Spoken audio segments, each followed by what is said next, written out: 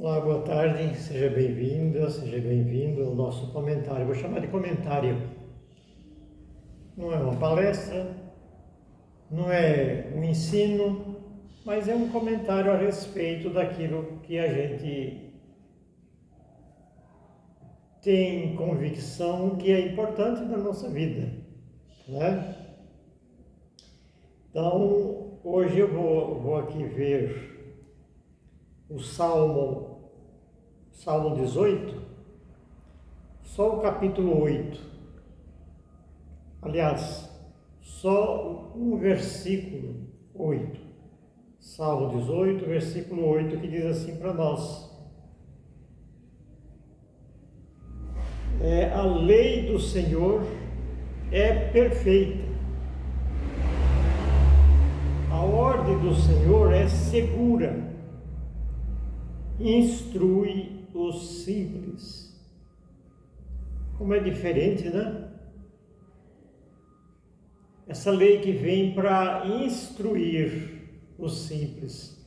Normalmente a gente vê a lei ser lançada para todos, sem a devida orientação de como a pessoa pode cumprir. Às vezes a pessoa não tem nem conhecimento da lei sobre a qual ele está dependendo. Então é importante, a lei de Deus é diferente, ela é para instruir. A lei de Deus vem para instruir antes de julgar, nem de condenar, porque Deus não condena.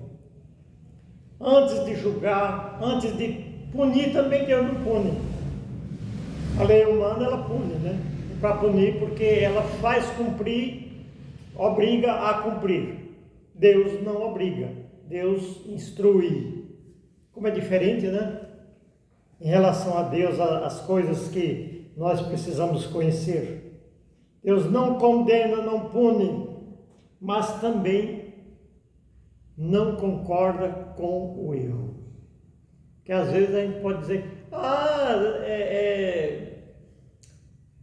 na lei de Deus tudo pode. Até que vamos admitir, tudo pode, só que nem tudo convém. Deus não está assim aceitando qualquer proposta. Ele nos orienta para que nós saibamos cumprir aquilo que Ele ordena. Porque o que Ele ordena é perfeito. É diferente da lei civil? É. Por quê? Porque Deus é perfeito. Não tem erro. A lei é perfeita, porque Ele é perfeito. Você entende? Agora, como o ser humano ele é imperfeito, o que ele determina também pode ser imperfeito, seja quem for.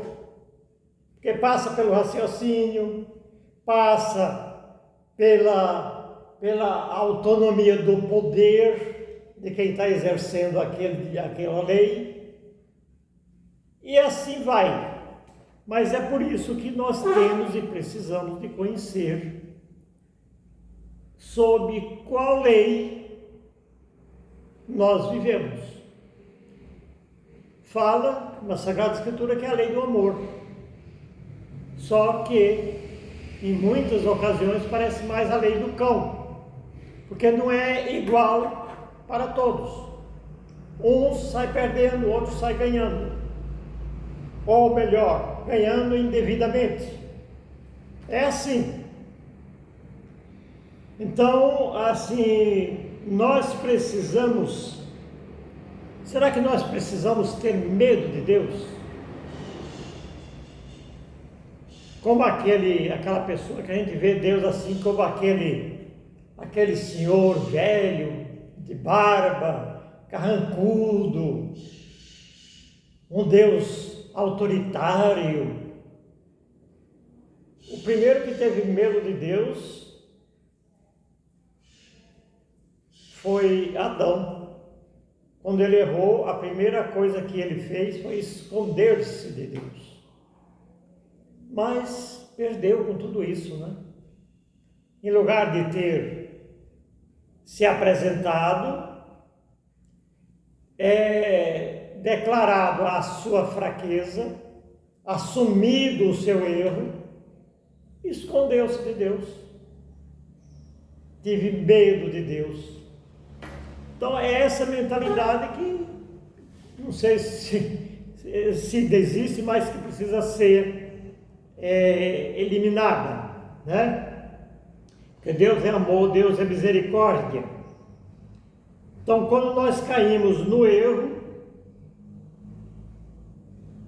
não vamos ter medo, porque o critério de Deus é diferente do critério humano.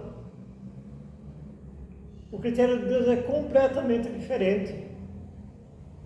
A maneira dele agir, a forma que ele acha de resolver as nossas situações é bem diferente. Diferente do modo humano. Então nós vamos ver aqui no Evangelho de São João, que é a leitura de hoje, Evangelho de São João, um fato que nos ajuda a entender como é que Deus age. No capítulo 8 de São João, capítulo 8, versículos de 1 a 11. É uma história meio longa, mas nós vamos procurar fazer meio rápido. Fala assim, o título é A Mulher Adúltera, que diz assim: dirigiu-se Jesus para o Monte das Oliveiras. Ao romper da manhã, voltou ao templo e todo o povo veio a ele. Ele assentou-se e começou a ensinar.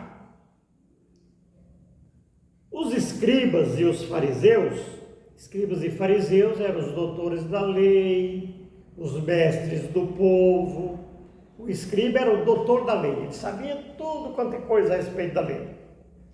E o fariseu era aquele que exercia o poder em nome da lei, ensinava o povo, era chefe do povo. Então eles chegaram, trouxeram uma mulher que fora apanhada em adultério, puseram-na no meio da multidão e disseram a Jesus: Mestre, agora mesmo esta mulher foi apanhada em adultério.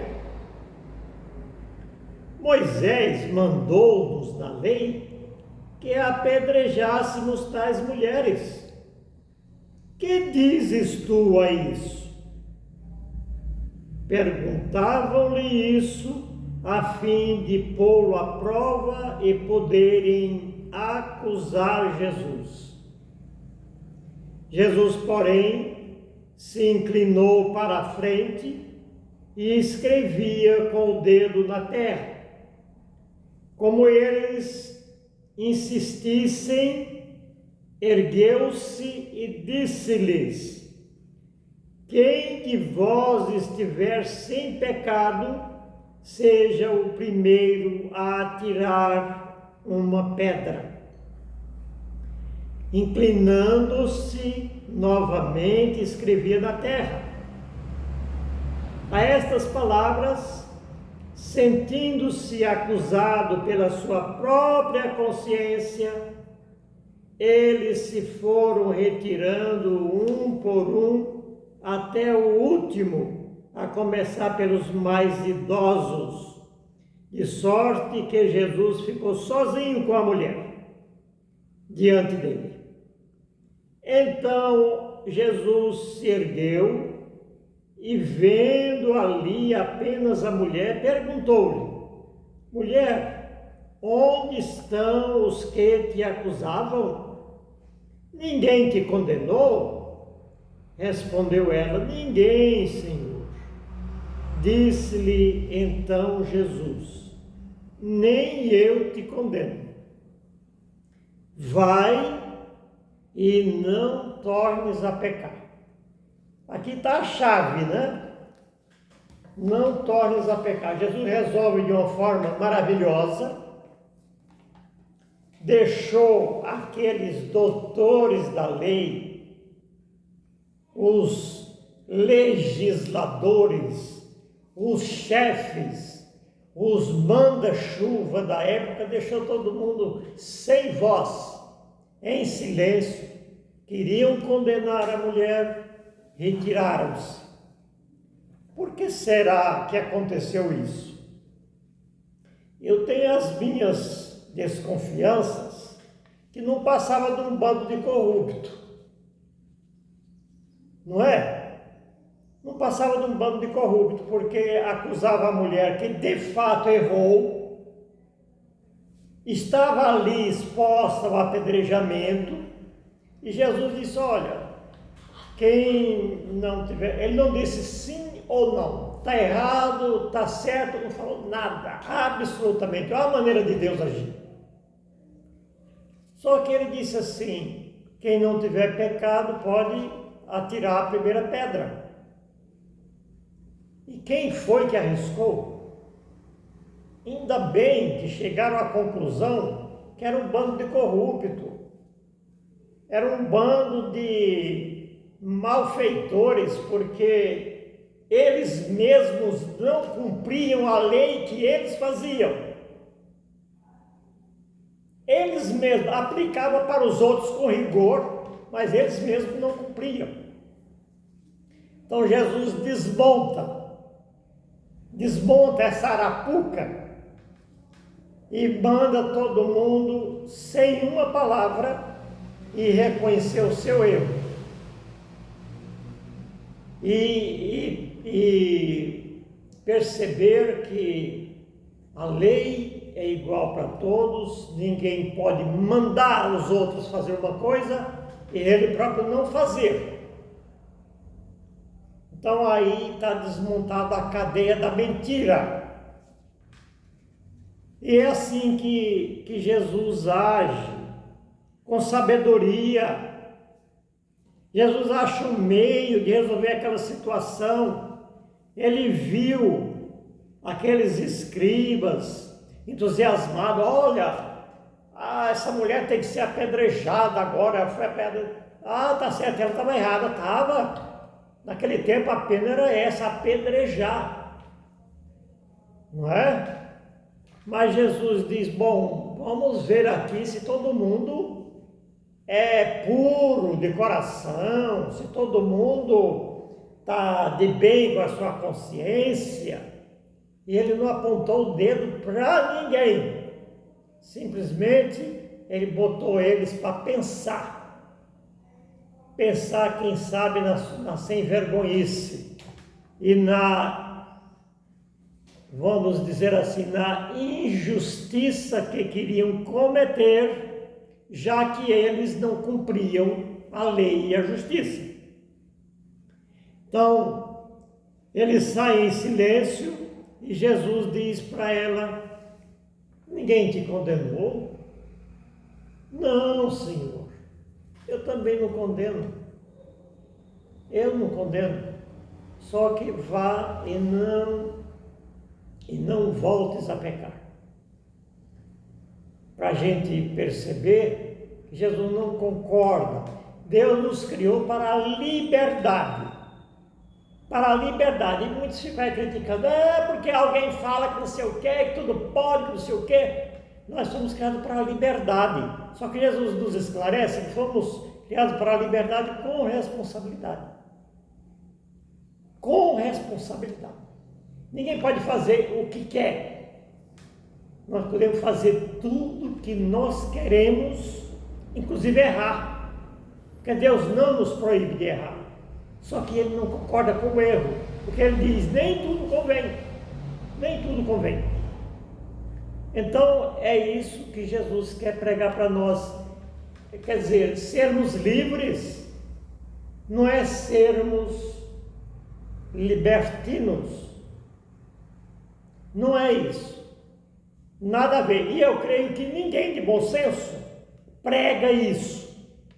Não, tudo pode. Nem em lugar nenhum. Ninguém está falando que tudo pode, que pode errar, que concorda com o erro. Ninguém. Mas é isso que Jesus nos esclarece. Como diz a palavra, Ele instrui os simples. Jesus Cristo instrui. Ele não vai lançando leis, obrigações, jogando carga nas costas dos outros. Hoje mesmo, eu estava olhando o meu carnê de imposto, vou só abrir um parentezinho, olhando o meu carnê de imposto, taxas altíssimas, altíssimas. A coleta do lixo, altíssima, dobrou, triplicou de preço no nosso carnê de IPTU. Então, para que são lançadas obrigações. E nós pagamos muito caro pelo pouco direito que recebemos. Então é assim, nunca é igual para todos, nunca é. Só em Deus nós achamos essa liberdade, essa justiça, essa lealdade, essa igualdade. Então é isso que Deus quis falar para nós. Então Jesus sabia que aqueles fariseus com certeza tinha muitas pendências, como nós chamamos, muitas pendengas para resolver antes de apontar o dedo, de querer condenar, de querer julgar, de querer dar a sentença, que a sentença era de morte. Então Jesus sabia, por isso Jesus usa a sabedoria e derrubou todo mundo do cavalo sem uma palavra. Então nós precisamos compreender e falar mais e melhor do amor de Deus. Nunca se fala desse amor de Deus. Dificilmente a gente vai falar, ó, Deus ama infinitamente, incondicionalmente. Não é dizendo que não tem condição. Não tem condição, porque Ele ama a todos. Aquele que errou, Deus acredita que ele pode se recuperar. Mas na lei humana, há falha, né? E a gente não sabe onde quer chegar. Então nós precisamos compreender e falar melhor sobre o amor de Deus, que ninguém conhece. Acha que Ele é um velho sisudo, carrancudo e autoritário. E não é isso.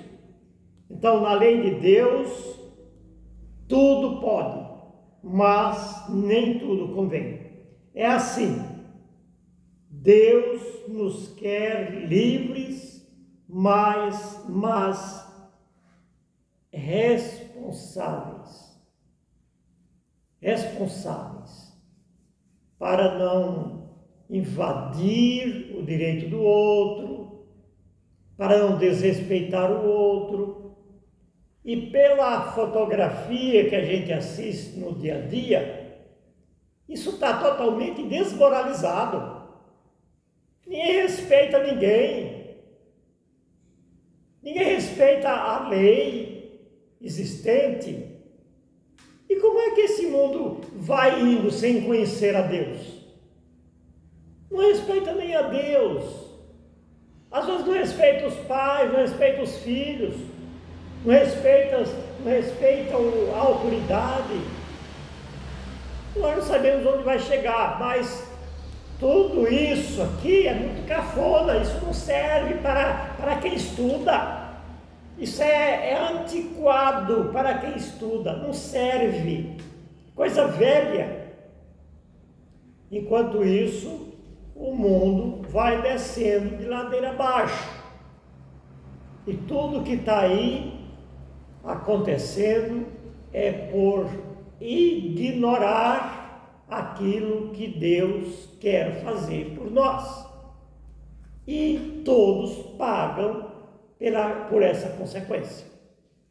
Então é isso que hoje eu queria comentar contigo, e te agradeço por acessar esse vídeo. Se você quiser passar para mais alguém, que Deus te abençoe, uma boa tarde e até uma próxima oportunidade.